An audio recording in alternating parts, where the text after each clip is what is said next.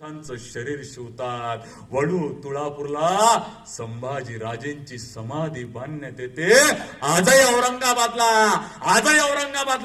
त्या औरंग्याची कबर जोर जोरानं ओरडतात. औरंगाबाद नाही, धर्मवीर छत्रपती संभाजीनगर. अकबर बाबर औरंगजेब का हिंदुस्तान नाही आहे, हे छत्रपती शिवाजी महाराजे गुरु गोविंद सिंग और महाराणा प्रताप का हिंदुस्तान आहे दादा. त्या राष्ट्र धर्माचं पालन केलं पाहिजे. आणि तुम्ही जर म्हणाल तर मी 5 मिनिट बोलू का? मागचे बोलू का? बोला मागचे जबर आहे. नाच मेरी बोल तुझे पैसा मिळेगा. तसं तर मी संपवलं असतं, आताच संपवलं असतं. पण काल काय झालं, काल 12 वाजता व्याख्यान सुरू केलं. 1 वाजला संपवलं नाही, चिठ्ठी आली खिशात ठेवली. 1:30 वाजता पुन्हा चिठ्ठी आली, ती आली खिशात ठेवली. 2 वाजता समोरून एक माणूस लट घेऊन आला. त्याला म्हटलं बाबू मी संपवतोच ना. तो म्हणे तसं गिसं काही नाही म्हणे, तुमचं चालू द्या म्हणे, तुम्हाला बोलावलं कोण तेले शोधू द्या म्हणे. 2 मिनिटांना आमच्या पोरायची पाडी आव नाही म्हणून तुमच्यातून निघतो.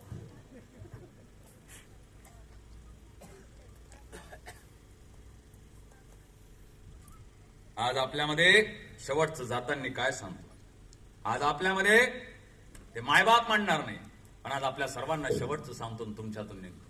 मायबाप मांडण्यासाठी पुढच्या वेळेस येईल, पुढच्या वेळेस मायबापातून रडून जाईल.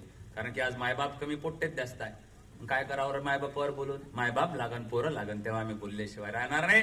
आज आपल्या सर्वांना सांगतो, आदरणीय ताईंनी सांगितलं, ताई गेल्या.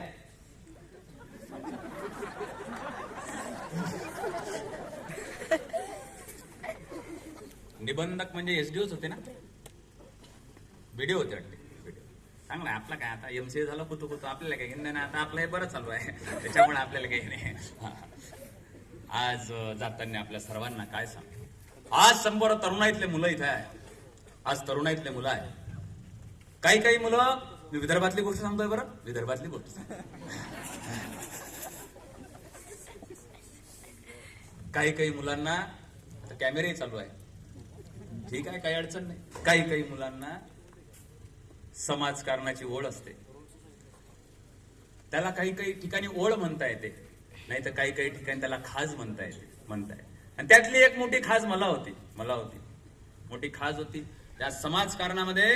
राजकीय वाटचालीत मी लागलो. त्या समाजकारणाचा हात पकडून राजकीय वाटचालीत लागलो. मग अनिकेत दादा काही दिवसांना माहीत पडलं का इथं काही कामाची गोष्ट नाही. राजकीय क्षेत्रात वाटीत चमचा असतो, वाटेत चमचा असतो.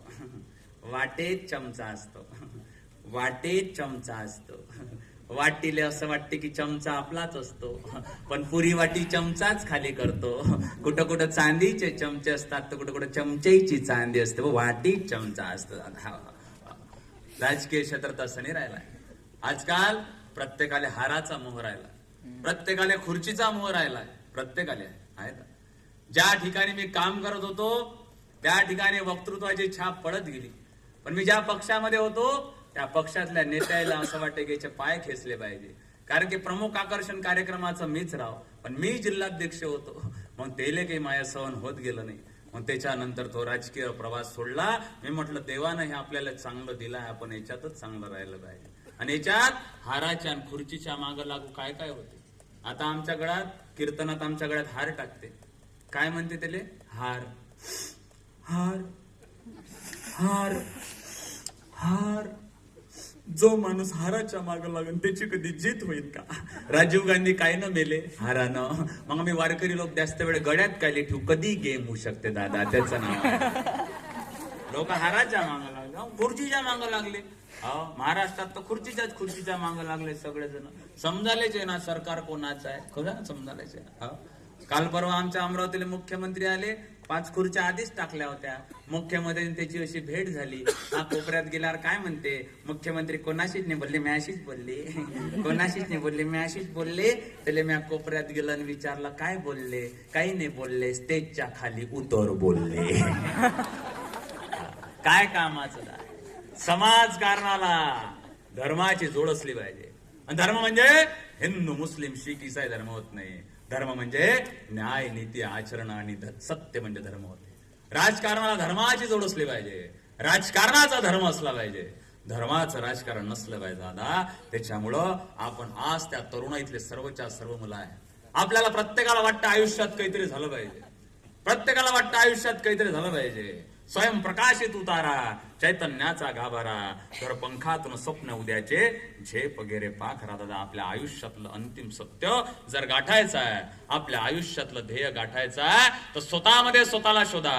सोपान कनेरकरला जर म्हटलं सचिन तेंडुलकर सारखी बॅटिंग करतं जमणार नाही, आणि सचिन तेंडुलकरला जर म्हटलं म्याहारक व्याख्यान करतं जमणार नाही. दादा तुमच्या प्रत्येकामध्ये असा एक गुण आहे जो तुम्हाला उपाशी मरू देत नाही. त्या स्वतःच्या गुणाला शोधा. आपल्या आयुष्यात आपल्या यशाचे शिल्पकार स्वतः व्हा. दुसऱ्यापासून प्रेरणा घेणं बंद करा. सोपान कनेरकरले लोक बोलावते आणि त्याच्या खाली लिखते मोटिवेशनल स्पीकर. सोपान कनेरकरले लोळ असते. 17 तारीख येऊन राहिली, पोकलँडची इन्स्टॉलमेंट आहे. 22 तारीख येऊन राहिली, 4 व्हीलरची इन्स्टॉलमेंट आहे. याच येले सुधरत नाही. तुम्ही काय आमचं ऐकता? आमचे नाही. हे सगळे जे वक्ते गिकते असते हे फक्त लोकायले सांगासाठीच चांगले असते. मुळात आतून पुरेच्या पुरे खोकले असते. तुम्ही पाहिले असन जास्तीत जास्त मोटिवेशनल स्पीकरनच जास्त आत्महत्या केल्या दादा. त्याच्यामुळे यायच्या माग लागणं बंद करा. यायचे व्हिडिओ पाहणं बंद करा. आयुष्यात जर यशस्वी व्हायचं आहे ना, स्वतःकडून स्वतःची प्रेरणा घ्या. स्वतःच्या मायबापापासून प्रेरणा घ्या. स्वतःच्या गरिबीपासून प्रेरणा घ्या आणि आपल्या आयुष्यातलं दादा यश निवडावं. त्याचे व्हिडिओ पाहणं बंद करा. म्हणजे माये व्हिडिओ पाहणं बंद नका करू म्हणजे झालं दादा. तुम्ही मोटिवेशनल स्पीकरचे पाहणं बंद करा. मी तर दादा धर्म आणि राम सांगणारा माणूस आहे. त्याच्यामुळे आपल्या आयुष्याचं यश निश्चित करा. काल परवा एक जण माझ्याकडे आला, सोपान भाऊ जॉब पाहिजे, जॉब पाहिजे. मग मी इकडे अनिकेत भाऊले फोन केला. अनिकेत भाऊ म्हटलं एका जणाचं जॉब साठी जमवा लागते. अनिकेत भाऊ म्हणे काही अडचण नाही, फॉरेस्ट मध्ये आपली चांगली ओळखी आहे, सुधीर भाऊ सोबत आपले चांगले संबंध आहे, आपण त्याला फॉरेस्टच्या पुण्याच्या गार्डन मध्ये जॉब देऊ. ह्या गेला. मग मी म्हटलं काय करलाय ते? अनिकेत भाऊ म्हणे काहीच नाही म्हणे, तो बीएससी वाला पोरगा आहे ना म्हणे, त्याला काहीच नाही म्हणे, त्याला म्हणे भालूचं रूप घ्यायला लागते म्हणे, अंगात ते जॅकेट घालायला लागते म्हणे, वाव वाव वाव वाव करायला लागते म्हणे. यानं भालूचं रूप घेतलं. हा तिथं गेला, त्या गार्डन मध्ये पिंजऱ्यात गेला, पिंजऱ्यात वाव वाव करायला लागला. याला चांगलं खायला भेटायला लागलं, हिरवळी दिसायला लागली. हा एकदम खुश होता. आणि त्याच्यात तुम्हाला बाकी लवकर समजते. एकदम खुश होता. 3 दिवस झाला. सोपान भाऊ मला फोन आला, अनिकेत भाऊले तुम्ही फोन करा. अनिकेत भाऊचे खूप खूप धन्यवाद म्हणा. अनिकेत भाऊनं 1 नंबर जॉब दिला. फ्रूटच फ्रूट खालेच खाले, काहीच लोड नाही. 4थ्या दिवशी काय झालं, बाजूनं दुसरा पिंजरा आला. ह्या पिंजऱ्यात आता वाघ आला. वाघ लेखाचा डरकाडी द्यायला लागला. आणि हा भालू होता. अनायशे मधातलं गेट खुललं. हा बीएससी वाला कल्ला कल्ला करून राहिला. या बीएससी वाला म्हणते वाचवा वाचवा वाचवा. तेवढ्याच वेळात ह्या वाघानं त्याच्या अंगावर परी टाकली. त्याला म्हणते अबे राजा कल्ला नको करू, तू बीएससी वाला होय, मी MBA वाला होय, जास्त कल्ला नको. आपल्या आयुष्यात दादा शिक्षणच सर्व काही नसते हो. आज माझं काही क्षेत्र नाही आहे. आज मी कुतू MCA झालो आहे, सॉफ्टवेअर इंजिनियर होतो. पण आज ते क्षेत्र सोडून मी इकडे आलो आहे. आपल्या आयुष्यात आपलं शिक्षणच सर्व काही नसते. आपल्या आयुष्यात तुमच्या जीवनामध्ये प्रत्येक दिवशी घडणाऱ्या घडामोडी ह्या तुमच्या आयुष्याला कलाटणी देतात दादा. त्याच्यामुळं पुस्तकातून प्रेरणा घेतल्यापेक्षा स्वतःच्या जीवनातून प्रेरणा घ्या. शेअर मार्केटचे कालचे शेअरचा प्राइस जर घसरला होता, तो एक दिवस वर जाणार आहे. त्याचाही IRFC होणार आहे, त्याचाही टाटा मोटर्स होणार आहे. एवढ्या गोष्टीचा विचार केला. IRFC ले बजेट पर्यंत कोणी रोखत नाही. त्याच्यामुळे आपल्या आयुष्यात दादा स्वतःकडून अशी प्रेरणा घ्या की आपला IRFC झाला पाहिजे. एवढ्या गोष्टीचा विचार करा. आजचा चांगला कार्यक्रम झाला. अनिकेत दादाचा आदेश आला की या कार्यक्रमाला जा लागते. तारीख लिहिली, मेलो तरी चालते. म्हटलं पण आजच्या व्याख्यानाला जायचं. आणि तुमच्या सगळ्याची एवढी कृपा आहे की माझा आवाज चांगला आहे, नाही तर हा महिना पुरा वाया गेला असता. चांगला माझा बिझनेस लागला होता. त्याच्यामुळे आजचा चांगला कार्यक्रम झाला. आणि आजचा चांगला कार्यक्रम झाला. तुमचे मायावर एवढे उपकार आहे. माझ्या अंगाची कातळी काढून तुमच्यासाठी चपला जरी शिवल्या तरी ते उपकार फिटणार नाही. आज जाताना आपल्या सर्वांना शेवटचा मंत्र देतो बा. तुम्हाला थोडस खराब लागन पण देतो बा तुम्हाला मंत्र. आज शेवटचा मंत्र तुमच्या 5-6 जणीले, माता भगिनीले पदर घे. आज नाही उद्यापासून पदर घे. भारतीय संस्कृतीचं प्रतीक तुम्ही जेवण पदर घे. पदर घे कशासाठी? डोक्यावर दिसाव म्हणून पदर घे नाही म्हणत. पदर डोक्यावर याच्यासाठी घेतला पाहिजे.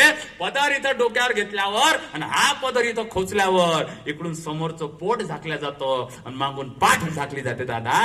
याच्यासाठी डोक्यावर पदर घेतला पाहिजे. दुसरा मंत्र पदरात घे.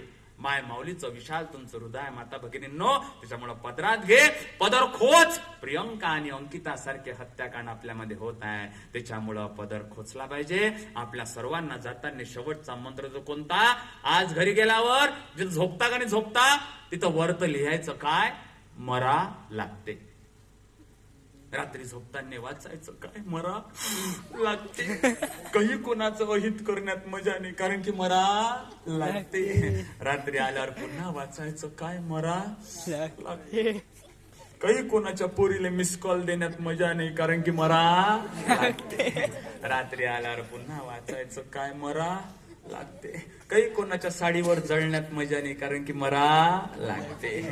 काही कोणाच्या पोरीचं लग्न तोडण्यात मजा नाही, कारण की मरा लागते. काही कोणाच्या आयुष्यात दादा अडथळा आणण्यात मजा नाही, कारण की मरा लागते. दुसऱ्याचे मित्राचे घेतलेले पैसे लवकर वापस केले पाहिजे, कारण की मरा लागते. पार्टी रोज रोज त्याच्याच कडून घेतो रे, कधीतरी स्वतःच्या इकडून पार्टी दिली पाहिजे दादा, कारण की कधीतरी मरा लागते.